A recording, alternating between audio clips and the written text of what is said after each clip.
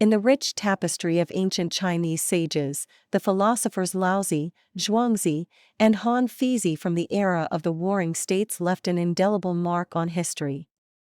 Today, let's delve into the stories and philosophies of these great thinkers. Laozi was a native of Chu, born in the village of Chu Ren in Li County, near present-day Lui County in Hunan and Guiyang County in Anhui. His family name was Li, given name heir, and he was also known as Dan. He served as a librarian in the Zhou dynasty, responsible for keeping and managing royal archives. When Confucius traveled through various states, he visited the Zhou capital Luoyi to seek knowledge from Laozi. Laozi advised Confucius that like the windswept grass that bends or halts with the changing breeze, one must be perceptive and adaptable. He preached the importance of shedding arrogance and unrealistic desires. True wisdom and virtue, Laozi said, lie in simplicity and modesty, resembling the common man. After their meeting, Confucius told his students about Laozi's enigmatic thoughts, as profound and elusive as a dragon. Believing in the virtue of Tao, the way, and emphasizing humility, Laozi viewed the Zhou dynasty as a shadow of its former glory, beyond salvation. Leaving through Hangu Pass, the gatekeeper Yin Shi implored him to record his teachings. This led to the creation of the Tao Te Ching, a concise but profound text discussing the principles of Tao and De, virtue, encapsulating over 5,000 words. After finishing this work, Laozi disappeared, his final fate unknown to history.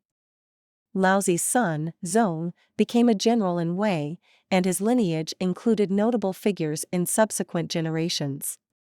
His teachings, favoring natural order and non-action, often clashed with Confucianism, leading to the adage, "different paths do not converge." This difference underlines the diversity of thought in ancient China. Zhuangzi, born Zhuangzhou, hailed from Meng, now northeast of Shangqiu. He worked as an official in the lacquer garden of Meng, living in the same era as Kings Hui of Liang and Xian of Qi. His extensive teachings drew heavily on Laozi's doctrines. Zhuangzi's writing, rich in allegory and known for attacking Confucian and Mahist doctrines, was admired for its eloquence and depth. However, his unorthodox style meant few contemporaries agreed with his views. When King Wei of Chu heard of Zhuangzi's wisdom and offered him a prominent position, Zhuangzi declined, valuing his freedom over wealth and power. He preferred a simple life, akin to frolicking in the muddy streams, over the constraints of royal service. Shen Buhai, originally a minor official from Zheng, mastered the art of Xingming, administrative technique, and rose to prominence under Marquis Zhao of Han. He effectively managed internal affairs and foreign relations for 15 years, making Han a force to be reckoned with. His pragmatic approach and writings, influenced by Huangdi and Laozi, emphasized factual correctness.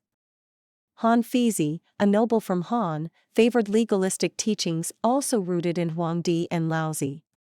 Known for his stutter and poor oratory but excellent writing, he studied alongside Li Si under the tutelage of Sun Qing, although Li Si considered Han Fei more talented. Observing the decline of Han Fei repeatedly advised the king to no avail. He saw the king as inept, failing to understand statecraft or to use power effectively. Han Fei criticized scholars for manipulating words to their advantage and warriors for flouting the law, both harmful to the state. His writings, such as The Solitude of Resentment, The Five Vermin, The Storage of Inner and Outer, Forest of Speech, and The Difficulties of Persuasion, cumulatively spanning over 100,000 words, examined historical governance successes and failures.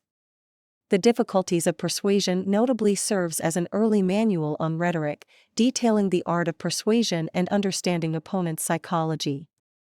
Han Fei's works eventually reached Qin, impressing the king, who lamented never meeting him.